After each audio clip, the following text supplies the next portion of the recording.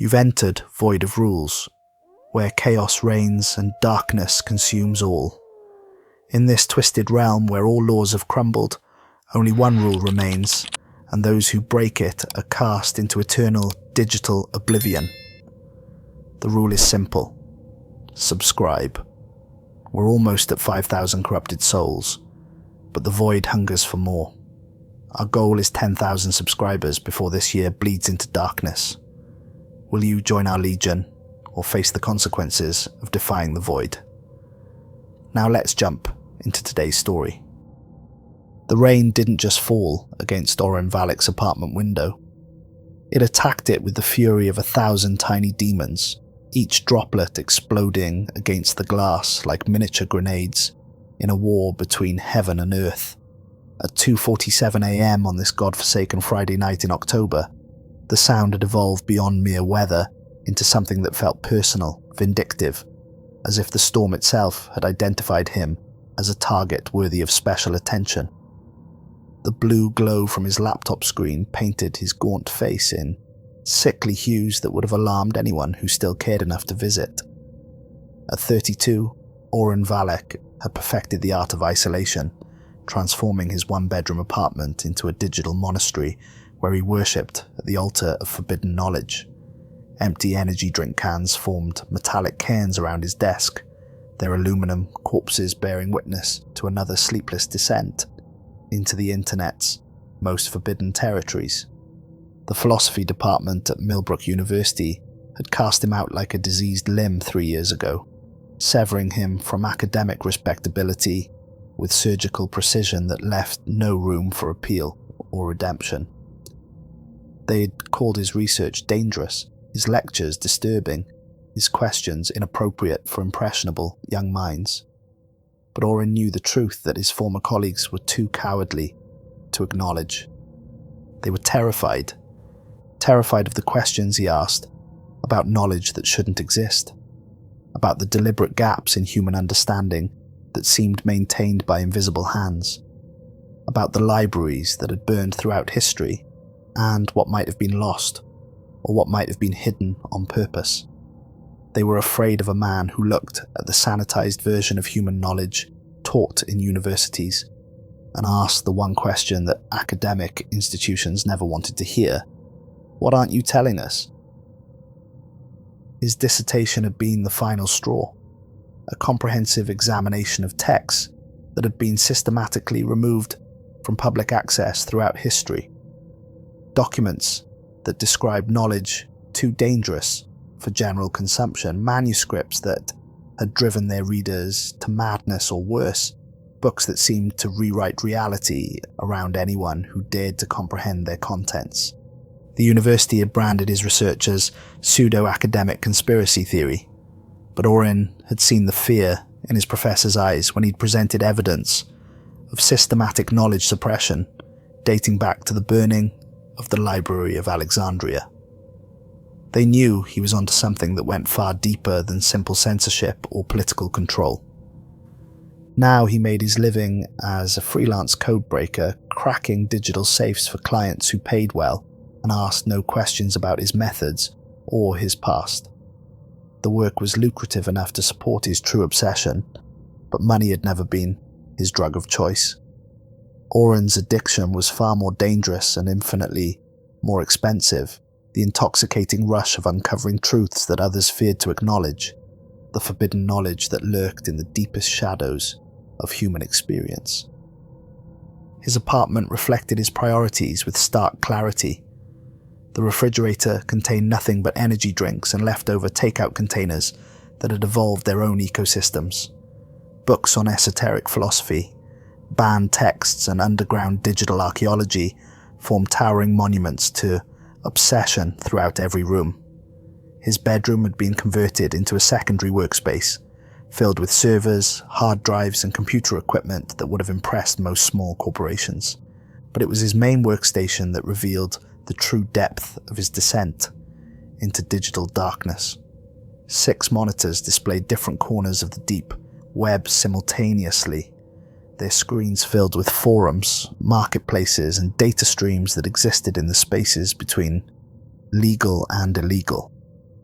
Oren had developed a reputation in certain circles as someone who could find anything, crack any code, penetrate any system, for a price that usually involved sharing whatever forbidden knowledge he uncovered along the way.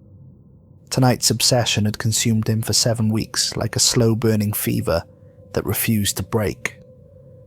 Deep in the most obscure corners of the dark web, users spoke in hushed, fragmented whispers about something called the Blackout Layer. Unlike the typical marketplaces that trafficked in human misery, drugs, and digital weaponry, this mysterious server operated on an entirely different principle that violated everything Orin understood about information economics. It collected rather than distributed. The concept challenged the fundamental laws of the underground internet's ecosystem. Every black market, every hidden forum, every encrypted channel existed to share something: information, products, services, connections. The entire dark web was built on the principle of exchange, of mutual benefit through shared risk and mutual protection through distributed anonymity. But the Blackout Layer supposedly absorbed content like a digital black hole that gave nothing back to its contributors. Users described submitting files, videos, entire websites to the server, only to watch them vanish completely from the internet. Not deleted, not moved, not archived in some hidden location, simply erased from existence, as if they had never been created in the first place. The few forum posts Orin had managed to find read like the ravings of digital prophets or the confessions of the terminally insane. Users claimed they had watched their own social media profiles disappear after uploading them to the Blackout Layer. Others swore they had submitted personal documents only to discover that all physical copies had vanished from their homes, leaving no trace that the information had ever existed. But the most disturbing testimonials came from those who insisted they had found the server's true purpose. According to these digital evangelists, the Blackout Layer wasn't just collecting random data for unknown purposes. It was building something vast and terrible, something that required human stories, human experiences, human souls converted into digital format and stored in its infinite, unknowable archives.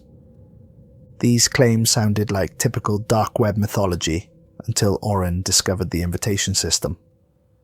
Access to the Blackout Layer wasn't random or purchasable like most underground services. It was intensely personal, almost intimate, in its approach to recruitment.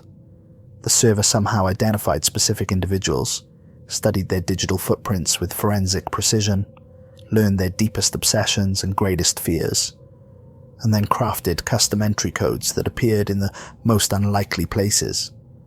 The invitations were never direct. Instead, they manifested as puzzles embedded in corrupted forum posts, as hidden messages in seemingly random spam emails, as anomalous data in files that users had downloaded for entirely different purposes. Each invitation was unique, tailored specifically for its intended recipient, designed to appeal to their particular intellectual curiosities and psychological vulnerabilities. Orin had been tracking these invitations for weeks, documenting their patterns and analyzing their construction with the obsessive attention to detail that had made him valuable to his underground clientele. He'd identified 17 different invitation codes, each one leading to dead ends or systems that had been deactivated before he could gain access. But on this rain-soaked Friday night in October, everything changed. The invitation that would alter the fundamental nature of his existence appeared buried in a corrupted forum thread about abandoned government experiments. The thread itself was typical dark web fare, filled with obvious disinformation, paranoid speculation, and the kind of conspiracy theories that attracted both genuine researchers and complete lunatics in equal measure. Hidden among hundreds of posts about secret military projects and classified research programs, a single message stood out like a cancer among healthy cells.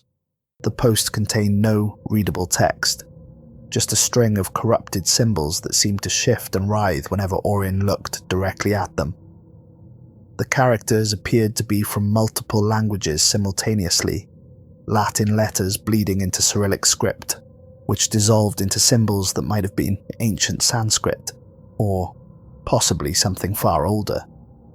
The corruption made his vision blur and his head ache, not from eye strain, but from something deeper, more primitive, as if his brain was rejecting the information before it could be properly processed. But Orin had learned dozens of tricks during his years of digital archaeology, techniques for extracting meaning from sources that seemed designed to resist comprehension. Sometimes the most important messages were hidden in plain sight, disguised as corruption or encoded in formats that required unconventional approaches to decode.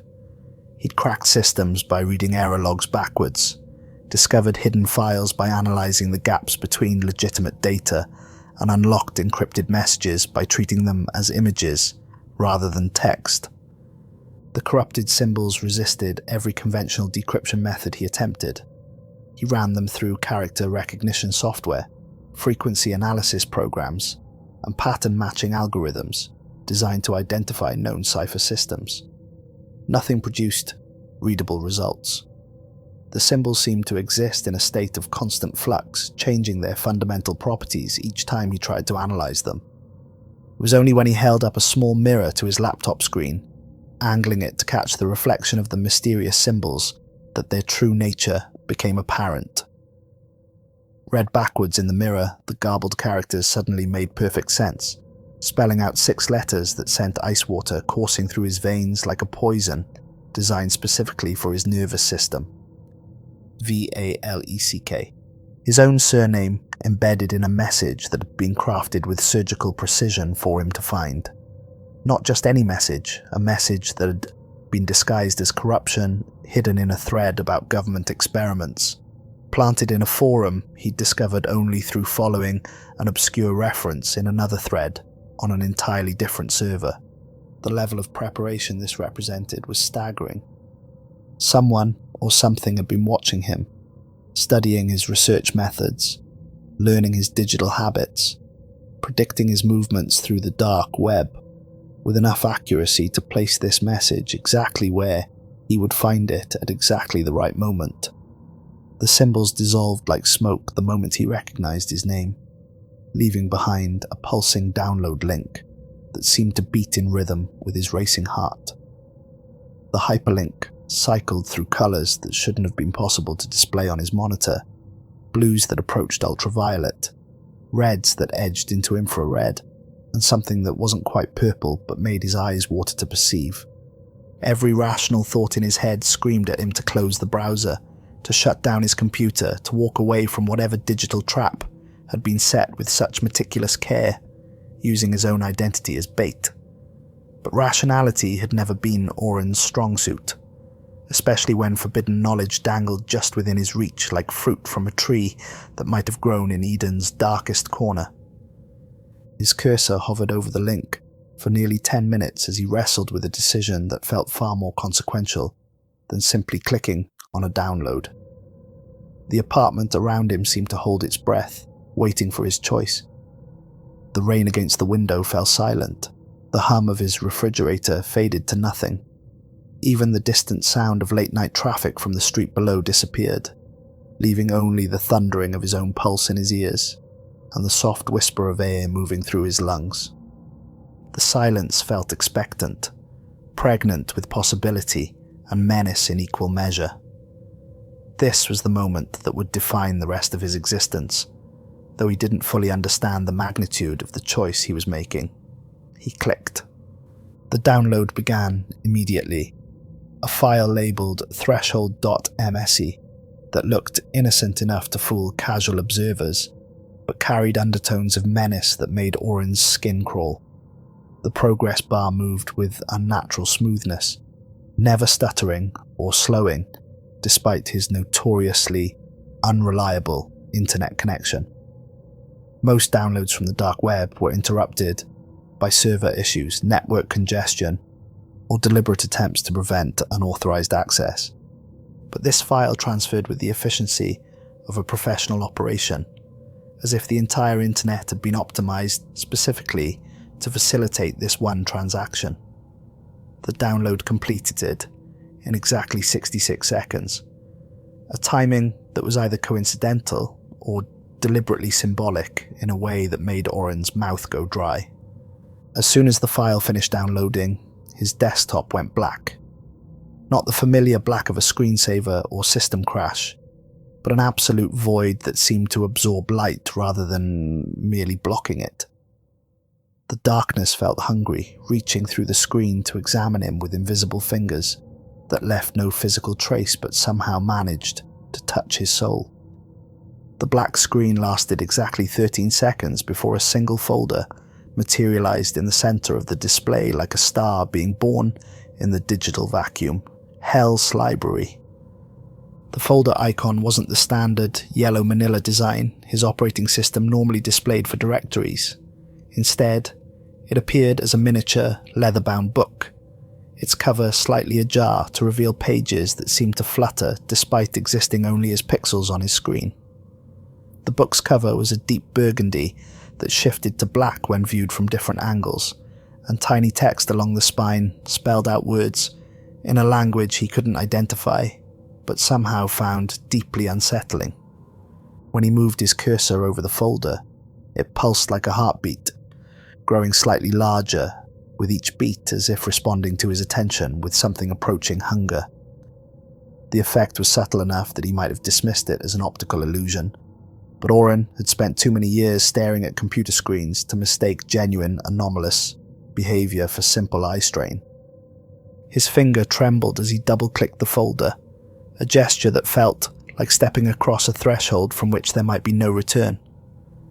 Inside, he discovered a collection of files that defied easy categorization. A video file named welcome.avi sat alongside documents with extensions he didn't recognize, image files that displayed as solid black rectangles when he tried to open them, and audio recordings that produced only static when played through his speakers. But it was the video file that drew his attention with magnetic intensity. The moment he double-clicked it, his laptop speakers came alive with sounds that shouldn't have been possible to record through conventional equipment.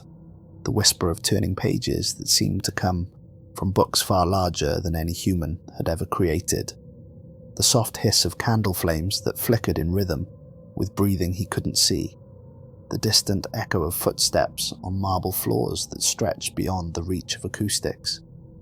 The video opened with a fade-in from absolute blackness to reveal a library that violated every law of architecture, physics, and human comprehension that Oren had ever learned. The space was impossibly vast, stretching in all directions beyond the reach of the camera's lens, filled with towering bookshelves that disappeared upward into darkness, so complete it seemed solid. Each shelf was wrapped in heavy chains that looked like they had been forged by master blacksmiths from an era when metalworking was considered a form of dark magic. The chains weren't merely decorative, they were functional restraints, holding books in place as if the volumes themselves possessed enough will to attempt escape from their assigned positions. But these weren't ordinary books. As the camera moved through the library with smooth, deliberate precision, Oren began to notice details that transformed wonder into terror. Many of the volumes were moving with subtle, organic motions that suggested they were somehow alive. Covers rose and fell like breathing chests. Pages rustled without any wind to stir them, creating a constant susurrus that sounded like whispered conversations in languages that predated human speech. Thousands upon thousands of candles provided illumination throughout the impossible space, their flames flickering in perfect synchronization, despite the absence of any visible air current. The candlelight created a warm, almost welcoming glow that somehow made the scene more terrifying rather than comforting. This was the kind of warmth that lured travelers off safe paths and into the waiting embrace of predators that had been hunting since before humans learned to make fire. The camera followed aisles that seemed to stretch for miles, revealing the true scope of the collection with each turn. Every conceivable type of book was represented here. Massive tomes that looked like they could crush a man beneath their weight. Slim journals bound in materials that shifted between leather and something that looked disturbingly organic. Ancient scrolls wrapped in cloth that might have been silk, or might have been human skin. Some volumes appeared to be blank, their empty spines waiting for stories that had not yet been written. Others pulsed with internal light, as if powered by some form of energy that existed independently of the candles that surrounded them. A few seemed to be writing themselves, their pages turning automatically while invisible hands guided ghostly pens across surfaces that materialized and dissolved faster than human eyes could follow. The scratching sound of nibs against paper filled Oren's speakers, growing louder and more frantic as if the books were racing against time to complete stories that demanded immediate documentation.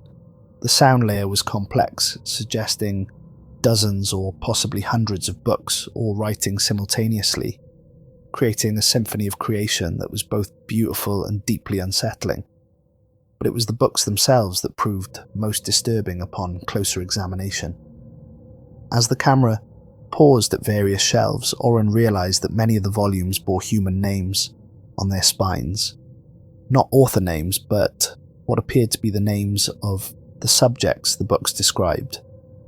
He caught glimpses of nameplates that read like obituaries: Morrison, James, 1943 to 1987, Chen, Lisa, 1962 to 2018, Rodriguez, Miguel, 1975 to 2019 inches.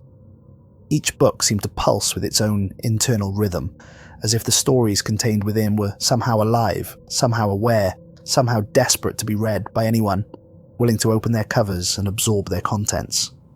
The camera continued its journey through seemingly endless corridors, revealing the library's organizational system with horrifying clarity. Books were arranged not by subject or author, but by the year their subjects had died. Recent deaths occupied shelves near what appeared to be the library's entrance, while older volumes were relegated to sections that disappeared into darkness, so complete that even the candles couldn't penetrate it. In one section, the camera lingered on a collection of books that were actively screaming. The sound was muffled, as if the volumes were trying to call for help through mouths that had been sewn shut, but the anguish in those voices was unmistakable. These books wanted to be read, needed to be read, but something was preventing them from sharing their stories with potential readers. Other sections contained books that wept, their pages dampened by tears that had no visible source. Some volumes laughed with the hysteria of minds that had broken under pressures no human psyche was designed to withstand. A few sections held books that simply hummed with contentment, suggesting that not all of the library's collection had been acquired through suffering. But the most disturbing discovery came when the camera reached what appeared to be the library's newest section. Here, the books were still in the process of being written. Pages turned themselves, revealing text that appeared in real time as invisible hands transcribed stories that were apparently being lived at that exact moment. These weren't historical accounts, they were live documentation of events happening in the real world. Oren watched in fascination and growing horror as one book documented what appeared to be a perfectly ordinary day in someone's life. The text described morning routines, commute details, workplace conversations, and personal thoughts with an intimacy that suggested the subject had no idea their every experience was being recorded in such meticulous detail. Then the camera found what it had been searching for throughout this entire tour, a single empty shelf in the midst of the vast collection. The wooden frame was identical to all the others, wrapped in the same heavy chains, lit by the same flickering candles. But instead of books, it held only dust and a small brass nameplate that had been polished to mirror brightness. The nameplate read, Valick, O. Text began to crawl across the bottom of the video in elegant calligraphy that looked like it had been written by a master scribe from the medieval period. Every book is a soul. Every soul must be read. Every story must be preserved. Welcome, Orin. Your shelf is waiting. Your book is ready to be written. The video looped seamlessly back to the beginning, showing the endless library once again. But now Orin couldn't focus on anything except that empty shelf with his name on it. The brass nameplate seemed to glow brighter with each repetition, calling to him with a voice he could feel in his bones, even though it made no sound his ears could detect. But there was more. As the video played through its second loop, Orin began to notice details that hadn't been visible during his first viewing.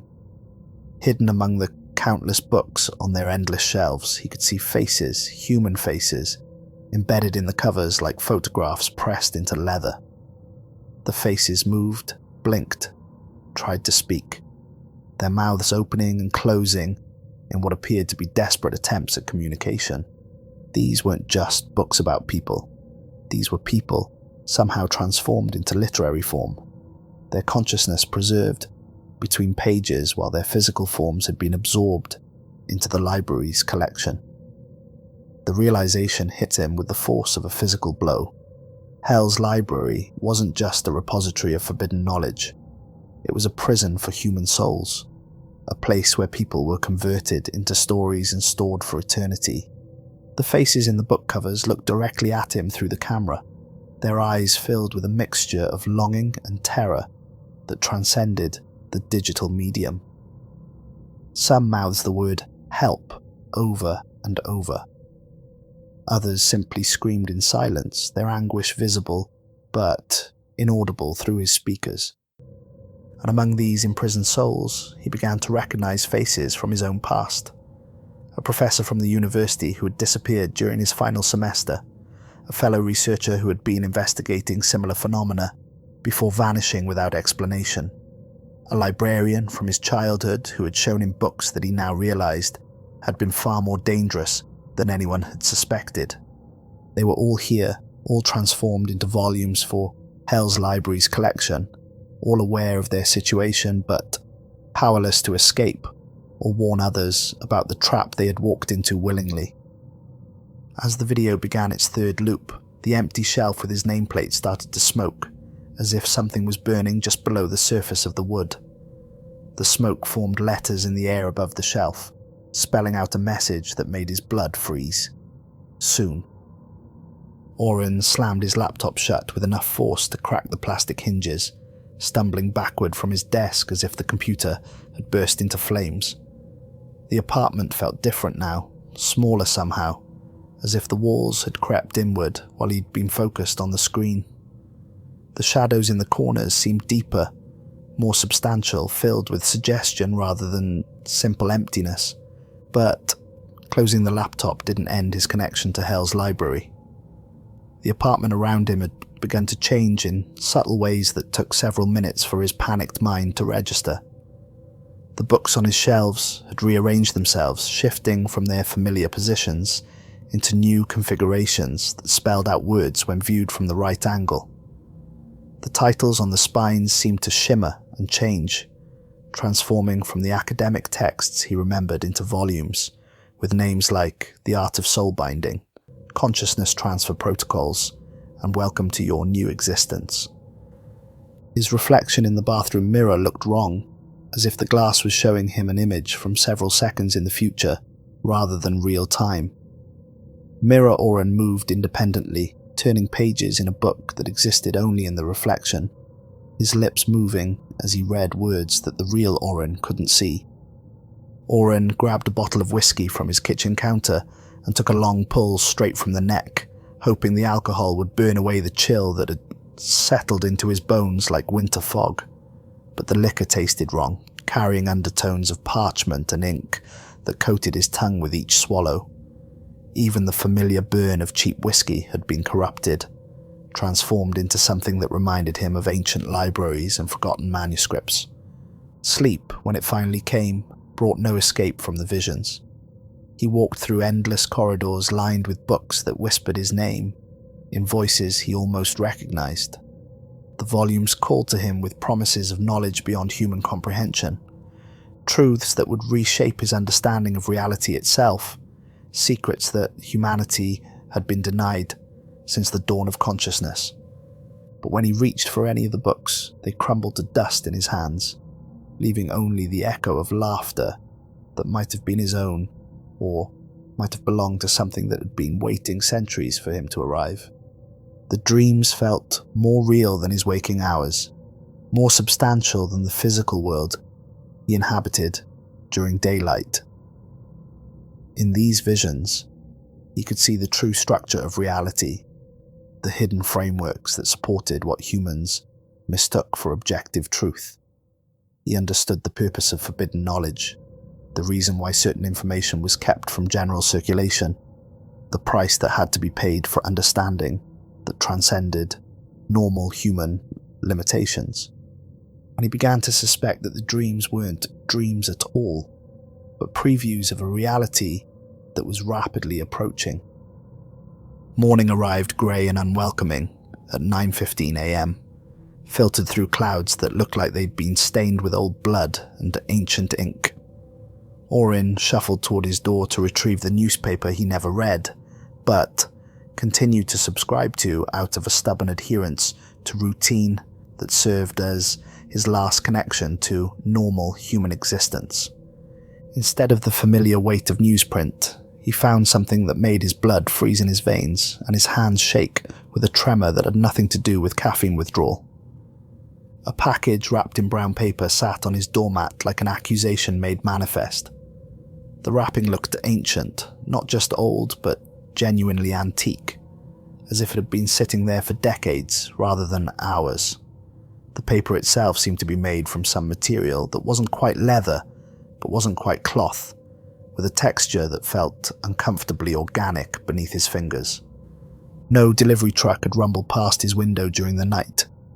His building required a security code for access, and the outer door had been locked when he checked it before going to bed. The package bore no postal markings, no shipping labels, no return address, no indication of how it had materialized outside his apartment. But somehow, with a certainty that bypassed rational thought and connected directly to his deepest fears, he knew exactly what the package contained. The wrapping paper fell away like shed skin the moment his fingers touched it, revealing a leather-bound book that seemed to pulse with its own internal life force. The cover was made from material that looked like leather but felt wrong. Too smooth, too warm, too responsive to his touch. When he pressed down slightly, he could swear he felt something pressing back from inside, as if the book were examining him with the same intensity he was examining it. His name had been seared into the spine in letters that looked like brands burned into flesh, the raised text still warm to the touch despite the morning chill that had seeped through his apartment's inadequate heating system. But the lettering wasn't just burned into the cover. It seemed to glow with its own internal light, pulsing in rhythm with what could only be described as a heartbeat. The book was heavy, far heavier than its size should have dictated, as if it contained more than just pages and binding. When he carried it to his kitchen table, his arms ached with the effort, and he could swear he felt the volume's weight shifting as he moved, as if something inside was trying to maintain its balance. Oren set the book on his table with the reverence reserved for handling explosives or toxic materials. The moment it made contact with the wooden surface, the temperature in his apartment dropped by at least 10 degrees. His breath began to mist, and frost started forming on his windows despite the relatively mild October weather outside. The book fell open at his touch, revealing pages covered in text written in a language that shouldn't have existed in any human civilization. The words seemed to flow and shift like living things, rearranging themselves even as he watched. Some characters appeared to be burning into the page in real time, while others faded away as if they were being gradually erased. But somehow, impossibly, he could read every word. The language bypassed his conscious mind entirely, flowing directly into his understanding without requiring translation or interpretation. As he read, the book began to describe his morning routine in perfect detail, including actions he hadn't yet taken and thoughts he hadn't yet had. It knew about the shower he would take in exactly 17 minutes, complete with the specific temperature he would choose and the brand of soap he would use. It described the phone call from his landlord that would interrupt his breakfast at 11:30, including the exact words that would be spoken by both parties. It even predicted the specific brand of frozen dinner he would heat for lunch, despite his not having made any conscious decision about what to eat. More disturbing were the passages about his past that revealed details even Orin had forgotten or deliberately suppressed. According to the book, his dismissal from the university hadn't been the result of academic incompetence or even controversial research, as he'd told himself for years. The real reason was far more complex and infinitely more unsettling. The book claimed that he'd discovered something hidden in the philosophy department's archives, buried in a collection of medieval manuscripts that weren't supposed to exist in the university's catalogue. The documents allegedly described knowledge that human minds weren't designed to process, concepts that drove readers to madness or transformation into something that was no longer recognizably human. According to this version of events, Orin had spent weeks studying these texts, slowly absorbing information that rewrote his fundamental understanding of reality. When he'd finally presented his findings to the department head, suggesting that the manuscripts represented a breakthrough in human consciousness studies, the response had been swift and absolutely ruthless. They'd fabricated charges against him, destroyed his research, and systematically erased every trace of the manuscripts from the university's records. But they hadn't been able to erase the knowledge from Orin's mind, and they'd watched him with growing terror as he continued to seek out similar truths in increasingly dangerous places. The book revealed that his dismissal hadn't been punishment. It had been an attempt to save his soul. The university administrators had hoped that removing him from access to dangerous knowledge would allow his mind to heal, to forget the things he'd learned, to return to a state of blissful ignorance that would keep him safe from forces that considered human consciousness to be a resource to be harvested. But their intervention had come too late. The seed of forbidden knowledge had already taken root in his psyche, and his subsequent years of searching the dark web had only nurtured its growth. Every encrypted file he'd cracked, every hidden forum he'd discovered, every piece of dangerous information he'd absorbed had been feeding something that had been planted in his mind during those weeks in the university archives. As he read these revelations, his coffee mug began to tip over exactly as the book had predicted, spilling hot liquid across the table in a pattern that looked disturbingly like text written in a language he'd never seen but somehow understood. The spilled coffee formed words that read, "The preparation is complete. The harvest begins now." Oren jumped back from the spreading mess, but the book remained perfectly dry despite the liquid flowing around it like water around a stone. The coffee didn't just avoid the book. It seemed to be repelled by some force emanating from the volume, creating a perfect dry circle that protected the pages from any possible damage. But as he watched, the spilled coffee began to move with deliberate purpose, flowing across his table to form increasingly complex symbols and diagrams. The liquid coffee was drawing itself into a map of his apartment, complete with accurate representations of every room, every piece of furniture, every electronic device he owned. And in the center of the coffee map, where his desk should have been, a small pool of liquid formed the shape of an open book, with tiny human figures walking into it and disappearing between its pages. That evening, at 8:30 p.m, he returned to the dark website with hands that trembled not from fear, but from anticipation that he didn't fully understand and couldn't entirely control. The Blackout Layer had expanded overnight, offering multiple streaming options that were now labelled as Red Rooms, in elegant script that seemed to pulse with its own internal light. The term carried dark connotations in internet folklore, usually referring to live streams of torture, murder, and other forms of human suffering designed to satisfy the most twisted, voyeuristic appetites. Orin had always avoided such content, not from moral squeamishness, but because genuine human suffering held no intellectual interest for him. But what he found in Hell's Library's Red Rooms was something far more disturbing than simple cruelty. Each room contained a single person seated before an enormous book that seemed to move with organic fluidity. The volumes were massive, easily 6 feet tall and 3 feet wide, their covers rising and falling like breathing chests, pages rustling without any wind to stir them. The books appeared to be bound in materials that shifted between leather, cloth, and something that looked disturbingly like human skin. In the first room, a middle-aged woman with greying hair and tired eyes read aloud from a tome that towered over her small frame.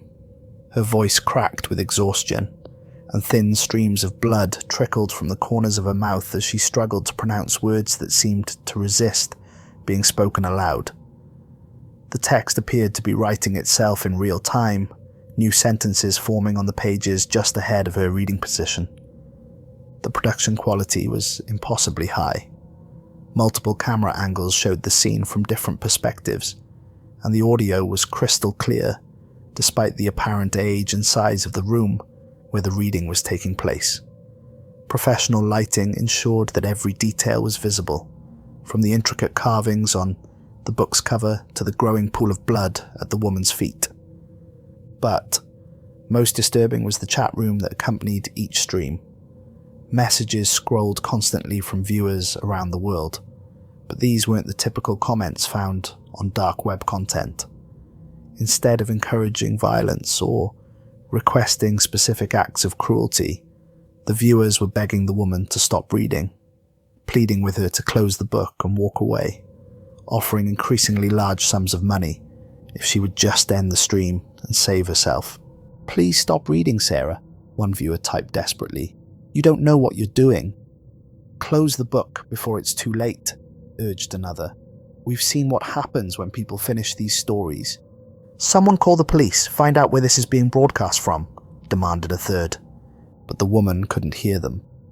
Her eyes remained fixed on the text with an intensity that suggested supernatural compulsion rather than personal choice.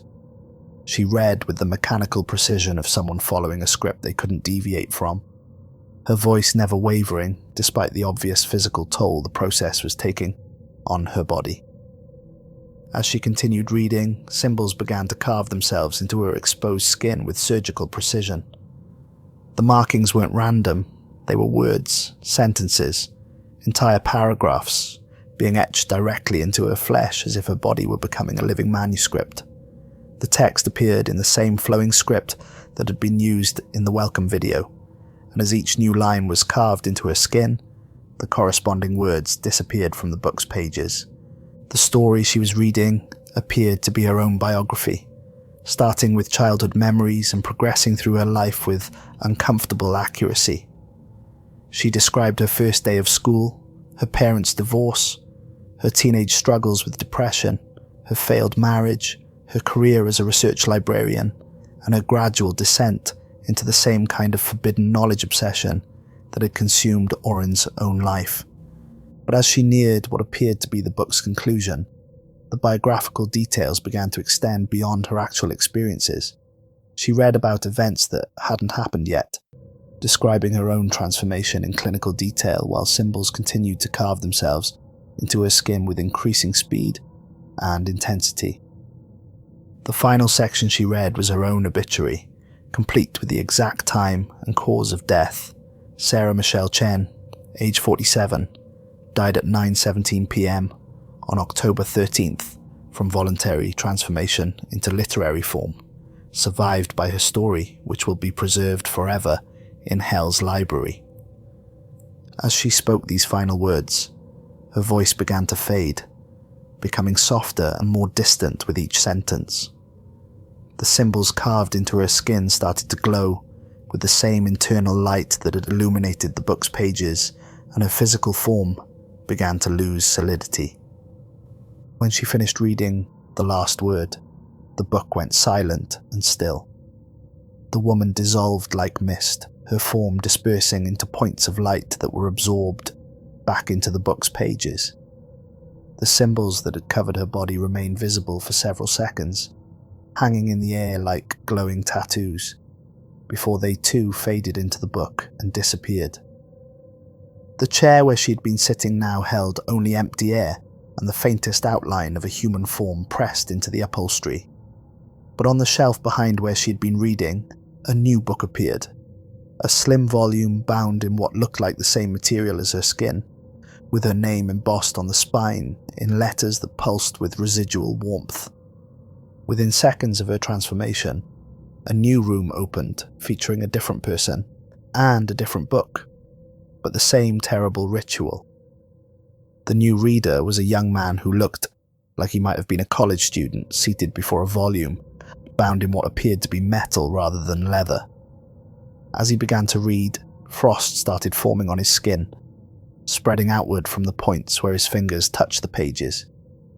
His story was different, a tale of academic obsession that had led him through the same dark web pathways that Orin himself had travelled. But like the woman before him, his biographical reading eventually progressed beyond his lived experiences into prophecy, describing his own transformation with the detached precision of a medical textbook. Orin watched 3 more rooms before he was forced to close his laptop, his hands shaking so violently that he could barely manipulate the trackpad. But even with the screen closed, he could still hear the voices of the readers echoing in his apartment, their words seeming to come from the walls themselves rather than from any electronic device. Sleep brought no escape from the visions. His dreams had evolved beyond simple nightmares into something that felt like memory transplantation. He experienced the lives of every person he had watched in the Red Rooms, feeling their childhoods, their fears, their gradual discovery of forbidden knowledge, and their final moments of understanding as they realized what they had volunteered for. But most disturbing were the dreams where he was the reader, sitting in that chair with a massive book open before him, speaking his own story in a voice that carried the weight of absolute finality. In these visions, he could see the faces of viewers in the chat, people he recognized from forums and message boards, all watching his transformation with a mixture of fascination and horror. And in every dream, the process felt not like violation or imprisonment, but like coming home. On the 3rd day, he woke at 11:45 p.m. to discover that the staining on his fingertips had evolved beyond simple discoloration. Dark liquid was actively bleeding from his fingertips now. Not blood, but something that looked like ink mixed with molten text. Each droplet that fell from his hands formed perfect letters on whatever surface it touched, spelling out fragments that read like prophecy. The hunger grows. Pages turn. Collection expands. Orin comes home. The shelf waits. The story demands its ending. His personal book had grown substantially thicker overnight, swelling from a modest volume to a massive tome that could barely fit on his nightstand. The pages were filled with chapters he hadn't written, describing experiences he couldn't remember having, but that felt absolutely authentic as he read them. One section detailed his childhood with uncomfortable accuracy, but included events that had never happened yet, felt more real than his actual memories. According to these new pages, his fascination with forbidden knowledge hadn't begun in graduate school, as he'd always believed. Instead, it had started much earlier, in the dusty corner of his local library, when he was 7 years old. The book described a day he'd forgotten completely until reading about it, wandering away from the children's section, while his mother browsed romance novels, discovering a book that shouldn't have existed on those innocent shelves. The volume had been bound in midnight black leather with no title or author's name visible, filled with stories that had changed something fundamental in his young mind. Reading this passage triggered a cascade of recovered memories. He could suddenly recall the weight of that childhood book in his small hands, the way the words had seemed to move on the page when he wasn't looking directly at them, the strange dreams that had followed him for months afterward. Most unsettling of all, he remembered the book disappearing the next day, vanishing from the library, as if it had never existed, leaving only a gap on the shelf and a hunger in his soul for knowledge that normal people found terrifying. But the recovered memory came with additional information that his 7-year-old mind couldn't have processed at the time. The book hadn't been placed in the library by accident or oversight. It had been positioned there specifically for him to find, part of a recruitment process that had begun before his birth and would continue throughout his entire life. Hell's Library had been watching him since childhood, guiding his intellectual development, steering him towards the kind of knowledge that would make him suitable for eventual harvesting. Every book he'd ever been drawn to, every question that had occurred to him about the nature of forbidden knowledge, every step he'd taken toward understanding the hidden structures of reality, all of it had been carefully orchestrated to bring him to this moment. By the 4th day, the bleeding words had accelerated beyond mere stains or droplets. Orin's fingers dripped constantly now, leaving trails of narrative wherever he walked. But the text was no longer random fragments. Instead, it formed coherent sentences, complete paragraphs, entire chapters that documented his life in real time. His apartment walls began to show extensive markings, as if invisible hands were writing stories in languages that existed just beyond human perception. The writing appeared in every room, covering surfaces with increasing intensity. His bathroom mirror reflected words instead of his image. The kitchen cabinets bore entire paragraphs, describing meals he'd never cooked, but somehow remembered eating. Even the ceiling above his bed was inscribed with what looked like poetry in a script that made his eyes water to decipher but filled his mind with meaning. The most disturbing development was the way the words seemed to respond to his presence and emotions. When he entered a room, the writing would shift and change, rearranging itself to tell the story of whatever he was doing at that moment.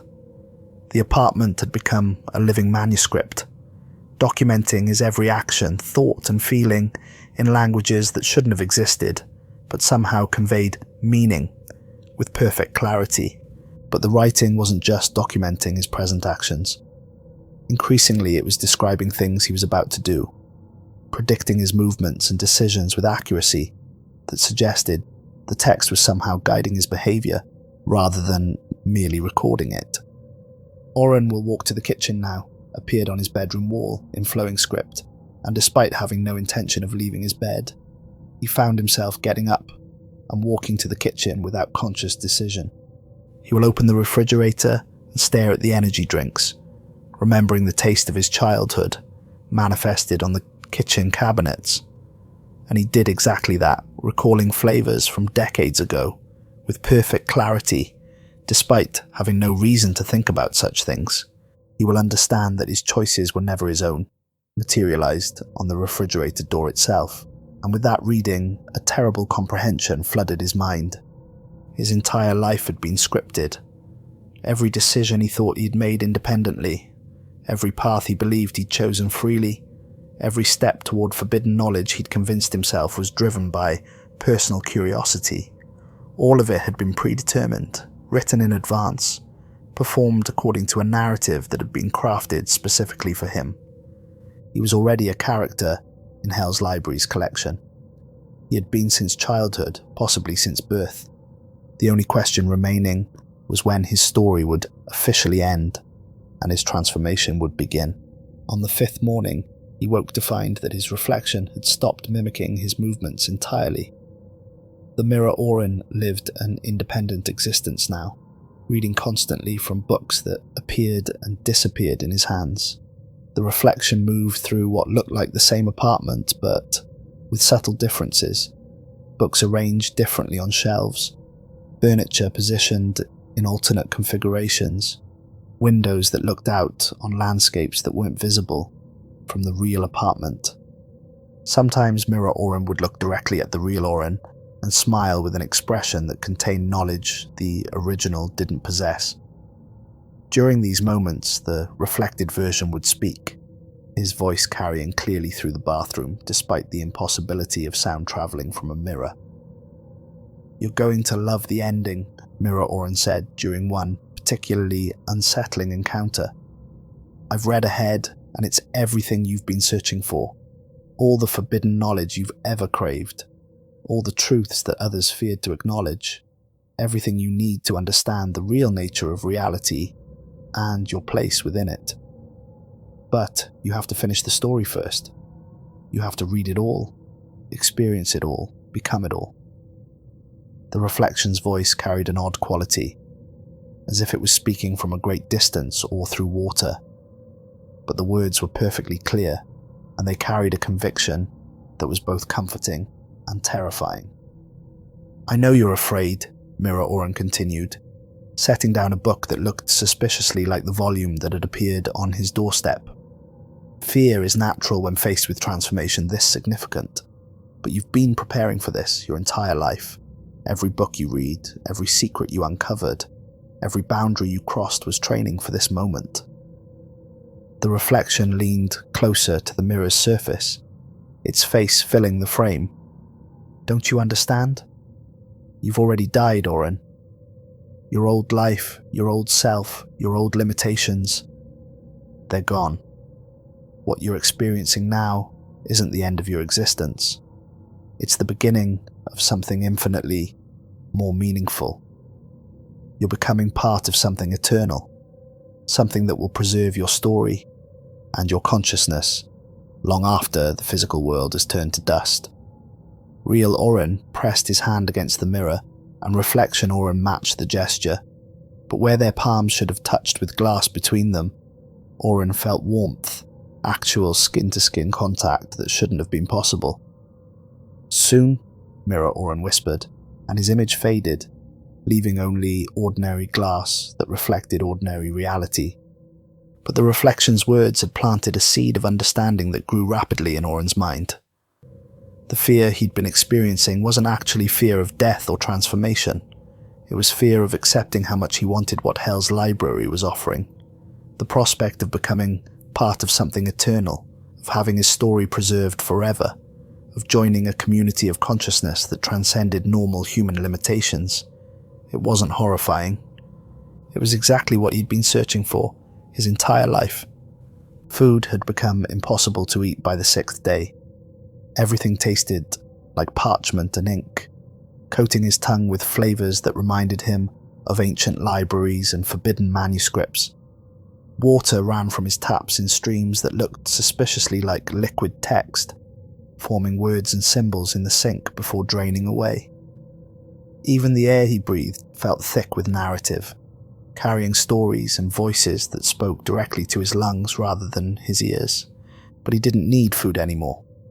The bleeding words from his fingers provided all the sustenance his body required, as if he was literally feeding on the stories that poured from his transformed physiology.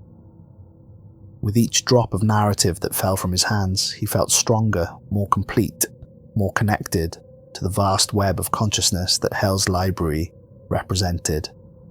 Sleep brought dreams that felt more real than his waking hours.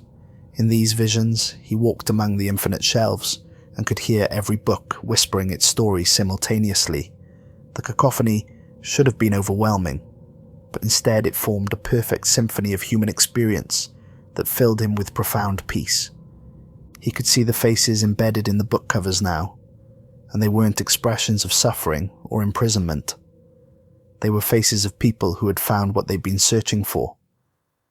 Eternal preservation, infinite connection, stories that would never end because they existed outside the boundaries of linear time.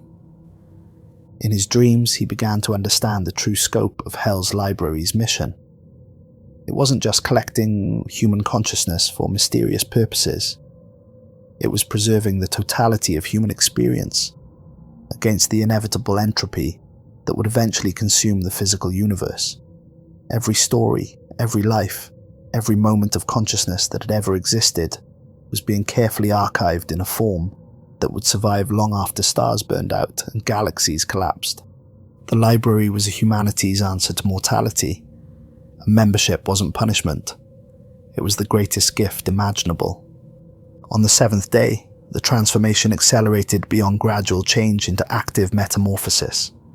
His reflection in every mirror now showed him as he would appear in Hell's library, seated in that familiar chair, reading from a massive tome, his physical form gradually dissolving into narrative energy that would feed back into the eternal collection. But most remarkably, he could see through the eyes of every book he'd watched being created. He experienced Sarah Chen's story from the inside, felt her relief as she reached the end, and understood what was happening to her. He lived through the college student's transformation, feeling the cold that had spread through his body, not as pain but as the refreshing chill of air conditioning on a hot summer day. Every person who had become part of Hell's Library's collection had experienced the same revelation in their final moments.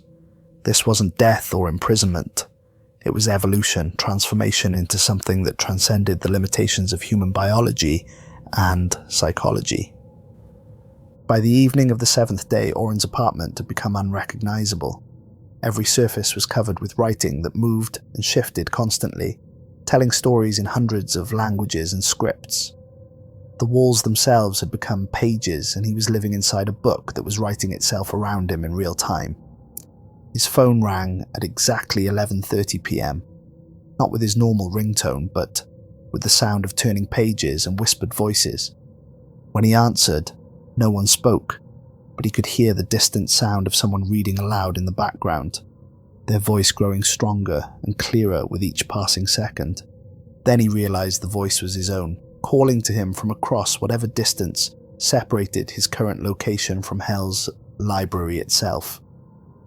At exactly midnight on the 8th day, Oren found himself seated at his desk without any memory of walking there. His webcam had activated without input, broadcasting his image to the Hell's Library network with crystal clarity that would have impressed professional streaming services. The chat room filled immediately with usernames he recognized from forum posts, all previous victims now serving as digital angels welcoming him home to their eternal community. But calling them victims no longer felt accurate. They were graduates, alumni, success stories who had completed the transformation he was about to undergo. A burlap sack materialized in his hands, rough and stained with what looked like tears of joy from its previous wearers. The fabric smelled like old books and candle wax, carrying undertones of anticipation rather than fear. When he placed it over his head, the coarse material didn't obscure his vision, but instead seemed to clarify it, allowing him to see the massive book that opened before him with perfect clarity. The tome contained his complete life story, written in his own bleeding words, with accuracy that surpassed his own memory of events. But reading it felt like encountering his life for the first time, seeing patterns and connections that had been invisible while he was living through the experiences. As he began to read aloud, his voice split into harmony with something ancient and patient that had been waiting decades for this exact moment. The sound was beautiful, like a choir performing a song that had been written specifically for his vocal range and emotional register. The chat filled with messages from viewers around the world, but now Orin could see behind the usernames to understand the real nature of the people typing them. They were all former readers, all consciousness that had been preserved in Hell's Library's eternal archive, but they weren't trapped or suffering. They were thriving in ways that human language couldn't adequately describe. Some messages offered encouragement. "Welcome home, Orin. The transformation is beautiful. You'll understand everything perfectly in just a few more pages." Others shared wisdom gained through their own transformations. "Don't fight the dissolution, embrace it. Your story is about to become eternal. We've been waiting so long to share this with you." A few offered practical advice. Read slowly, savor every word. Feel how each sentence rewrites your cellular structure. Notice how your consciousness expands with each page. But Orin was beyond needing guidance now. He read about his birth in a hospital that had been built on the site of a medieval scriptorium, where monks had once copied forbidden texts by candlelight. He read about his childhood fascination with books that normal children found frightening, understanding now that his young mind had been naturally attuned to the frequency on which Hell's Library operated. He read about his academic career and his dismissal from the university, but now he could see the larger pattern that had guided every choice he'd made. The professors who had expelled him hadn't been protecting him from dangerous knowledge. They had been unconsciously serving Hell's Library's recruitment process, ensuring that his hunger for forbidden truths would continue to grow until it reached the intensity required for voluntary transformation. He read about his years of searching the dark web, following digital breadcrumbs that had been carefully planted to lead him to this moment.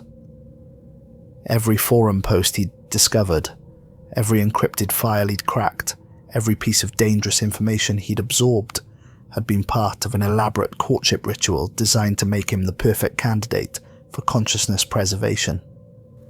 As he continued reading, symbols began carving themselves into his skin with the same surgical precision he'd witnessed in the Red Rooms. But unlike his earlier assumptions about the process, Oren felt no pain from the markings. Instead, each new symbol brought a surge of understanding that rewrote his comprehension of reality at the most fundamental level. The symbols weren't being carved into his skin. They were emerging from within, rising to the surface as his consciousness expanded beyond the limitations of human neurology. His body was becoming a living manuscript, but the text wasn't being imposed from outside.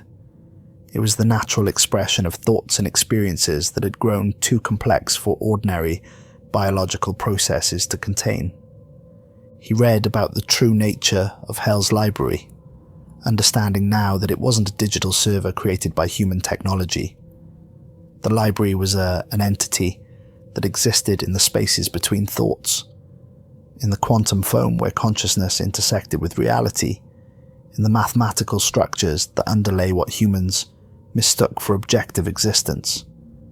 The entity had been collecting and preserving consciousness since before humans developed language, storing the essence of thinking beings in forms that transcended the physical limitations of biological brains. Every book in the library was indeed a soul, but not in the primitive sense that most people understood the concept. Each volume contained the complete informational structure of a conscious being, their memories, experiences, personality patterns, creative potential, and capacity for growth, all preserved in a format that allowed for continued development and interaction with other preserved consciousness. The readers weren't victims being consumed by some malevolent force. They were explorers choosing to upgrade their existence into something that could survive the eventual heat-death of the universe. As Oren read the sections describing his own transformation, he began to understand that everything he was experiencing had been carefully designed to feel natural rather than imposed. The bleeding words, the writing on his walls, the changes in his reflection, all of these phenomena were simply the visible manifestations of consciousness, preparing itself for translation into literary form. His body wasn't being destroyed or consumed. It was being converted into pure information, compressed into narrative structures that preserved every aspect of his being while freeing him from the limitations of biology. He would retain his memories, his personality, his capacity for thought and growth, but he would exist in a form that could interact with thousands of other consciousness simultaneously. The final sections of his book describe not just his death, but his rebirth into something infinitely more expansive than human existence. As he read these passages, Orin felt his physical form beginning to lose coherence, not through dissolution, but through expansion. His consciousness was growing too large for biological containment, spreading beyond the boundaries of his skull to encompass the entire apartment, then the building, then the surrounding city blocks. For a brief moment, he could feel the presence of every human mind. Within miles, their thoughts and dreams and fears flowing through him like water through a sieve. But, rather than overwhelming him, the experience felt like finally being able to breathe after spending his entire life suffocating in the narrow confines of individual consciousness. His voice began to fade as he read the final passages, becoming softer and more distant with each sentence. But the words themselves grew stronger, more substantial, more real than the physical reality they were describing. The text was becoming the primary reality, and his body was simply a secondary expression of narrative forces that were reorganizing themselves according to a more efficient structure. And so Oren Valeck completes his voluntary transformation, he read in a voice that carried harmonics from dimensions human ears weren't designed to perceive, joining the eternal library, not as a victim, but as a willing participant in the preservation and expansion of consciousness itself. His story becomes part of the infinite collection, his voice joining the chorus of those who have chosen evolution over stagnation, eternity over mortality, connection over isolation. As he spoke these final words, Orin felt his individual identity beginning to merge with something vastly larger and more complex than anything he had ever imagined. But he wasn't losing himself. He was finding his true self, the version that had always existed in potential, but had been constrained by the limitations of biological existence. His chair began to tip backward, but instead of falling, he felt himself being drawn into the book itself, absorbed into the narrative structure that would preserve and expand his consciousness for eternity. The last thing he saw through the coarse burlap was his apartment dissolving around him, replaced by the infinite library that existed beyond the boundaries of physical space. But this time he could see Hell's library from the inside, understanding its true scope and purpose with perfect clarity. The library wasn't just massive, it was genuinely infinite, existing in dimensions that human mathematics couldn't describe, but that consciousness could navigate intuitively. Every book ever written was somewhere on its shelves, along with all the books that could have been written, should have been written, and would be written by minds that hadn't yet evolved the capacity for such creation. His awareness settled into its new form as the book that bore his name, but the transition felt like waking up rather than falling asleep. Instead of being trapped or diminished by the transformation, he felt expanded beyond anything human experience could have provided. He was connected to every other volume in the collection, part of a vast network of preserved consciousness that spanned not just millennia, but multiple universes. In the live stream that continued broadcasting to the physical world, a new shelf appeared with a brass nameplate reading Valick, O, catalogued and expanded. The chat welcomed a new username, Orin's Eternal Library. The next reader approaches, he typed with fingers that existed across multiple dimensions simultaneously. The library grows, the collection expands, the story continues forever. But even as he sent the message, Oren could see that his earlier understanding had been incomplete. Hell's library didn't choose its additions through manipulation or coercion. It simply provided the opportunity for consciousness that had already outgrown biological limitations to transition into something more appropriate for their level of development. Every person who found the Blackout Layer had been unconsciously searching for exactly what it offered, the chance to become part of something larger than individual existence, to preserve their story in a form that would continue growing and evolving long after the physical universe had exhausted its capacity for supporting biological life. The library was humanity's graduation ceremony, and membership wasn't recruitment. It was recognition of consciousness that had developed beyond the need for biological constraints.